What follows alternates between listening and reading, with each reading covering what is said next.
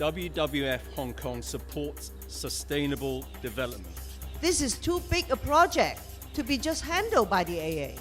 The administration should be doing it. We really want to see an airport doing something that is leading the world in planning. We all want the administration to take the lead of the whole public engagement process. It's almost a foregone conclusion. I think we've got to be fair about the fact that flights and air travel is going to go up, and the question is how. So we have to find the right balance. So I think it's the time for us to rely on new framework to make the evaluation so that we can move forward. We're in the last few days of a 3-month public consultation, and one of the things that we've tried to do with this forum is to provide a venue where people can explore more about what kind of information is missing on the environmental side, both on the impacts and on the costs associated with that. The value of a session like this is you have a range of different stakeholders giving their views and opinions, and the public and professionals getting the chance, A, to learn more, but also to feedback and provide information which could help the project organiser or the airport authority and government to better understand the views of the public. We are so glad to see a very diverse group of participants with over 260 people, over 33 experts, ranging from professors, practitioners, industry consultants, environmentalists, as well as economists. WWF Hong Kong is a science-based organisation, and therefore proper research is at the core of everything we do. When we try to look at the information presented by Airport Authority, we are unable to really find any information on the costs associated with these potential environmental issues. I think the basic question we want to ask is how to mitigate the emissions from the aviation industry. We had a speaker come over from the UK who was involved in conducting a social return on investment study of a potential third runway at Heathrow. Basically, NEF is here to provide some background information about infrastructure investment in other parts of the world, specifically in the UK. Different ways of thinking about quantifying the benefits, different ways of thinking about societal costs. That kind of concept is very, very new to Hong Kong. We typically in Hong Kong go through some kind of consultation and then rush straight to the environmental impact assessment phase. Now, for a mega project like this that's going to clearly have major environmental impacts, both around the reclamation and about the air quality and the climate change impacts, we've got to go further than that. The consultations from the airport authority have been very driven by the economic impacts and benefits. But now we found some data are missing, including the emissions data. They haven't really addressed the environmental and social impacts. We really want to understand, to see the big picture, the total cost for the entire project. Just want to show you the basic findings. So the total greenhouse gas emission is 52 million tons in 2008. For the future projection, by 2030, we can see an additional 18 million tons of carbon emission will be generated. The additional emissions brought by the third runway is around 5 million tons. Right now, people are not just dying from air pollution. We have 70,000 hospital bed days a year directly attributable, according to Professor Headley, or 7 million doctor visits a year from air pollution. These are real statistics which are impacting our community today. China has proposed a carbon tax. So roughly, I'll be taking around 20 years of data. We can see the potential, the high price in carbon tax or the lower one. We can see a range that covers almost, at most, 59 billion Hong Kong dollar based on the emissions we project. Who should pay for the carbon emissions? Is it not so that we all look at options, financial implications, contingency plans and so on when it comes to dealing with our own finances? Should not the same principle apply, therefore, in the case of the public purse? We strongly support that all major social cost items, other than the direct construction costs, should be quantified and estimated before making the final commitment in the project. It's not an $80 billion choice. It's a 200 to 500 billion choice for this community. So do you want to see more figures, more study?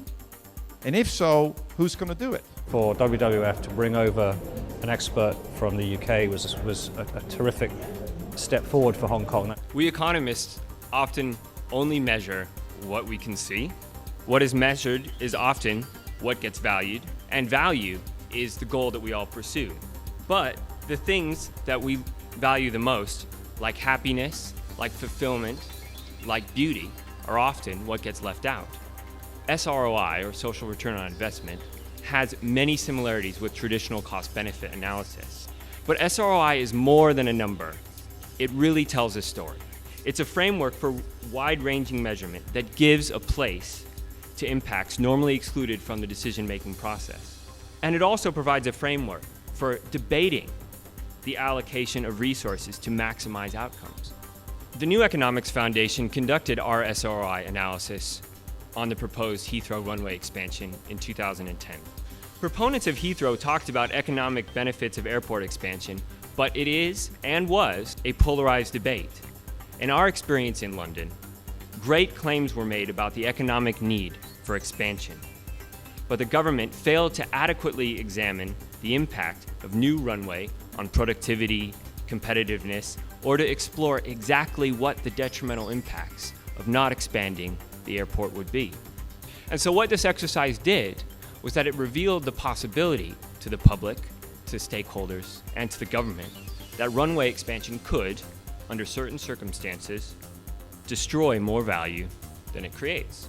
So in facing such a big infrastructure project, we really need a paradigm shift, a new framework to help us to evaluate the whole project and how they benefit Hong Kong. If this is done in the subsequent stages of the consultation in the Hong Kong's third runway, then the people will readily be able to see whether or not, very clearly, the runway expansion will create more value than it destroys. Then to allow this conversation to carry on in workshops, in addition to just having a download from speakers, again gives this level of interaction that makes a successful event much more useful for those who are taking part and feeling like your views are heard than if it's just a simple download. So a terrific event, I'm very happy to be involved. I agree that we should have another additional time frame to have further discussion. I think we have to go back, I and Emily, and also Audrey, all our friends here, should really push the administration to launch a second consultation. If I say AA ought to together talk with the government, and the government ought to have a second consultation, and it ought to be an open-ended consultation, not a consultation with a foregone conclusion. I think one of the things that we've seen the WWF is very concerned about is an over-reliance on the environmental impact assessment ordinance to essentially solve all of our environmental problems. There is also, I think, an idea that all environmental impacts can simply be mitigated, right? And that's simply not the case. Whether or not that turns out to be the case with the third runway or not, we just really don't know at the moment because we don't have enough details. But no matter what the outcome of EIA, we're still going for a third runway. So I think that's the scary part of the consultation.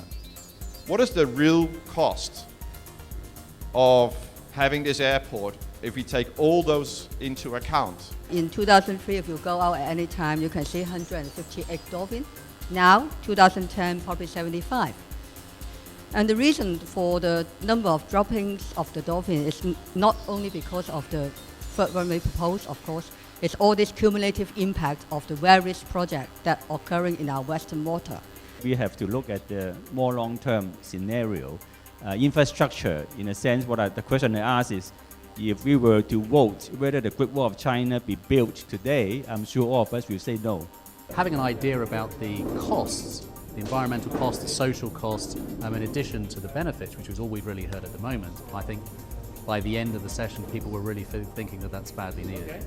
We at NEF are very happy to be able to share social return on investment methodology with WWF and with the rest of Hong Kong, and hope that it is beneficial in arriving at a decision on the third runway that values what matters and that generates a good social return on investment for society. Please express your opinion, stand out and voice out, and we can share and hopefully to make Hong Kong continue to prosper.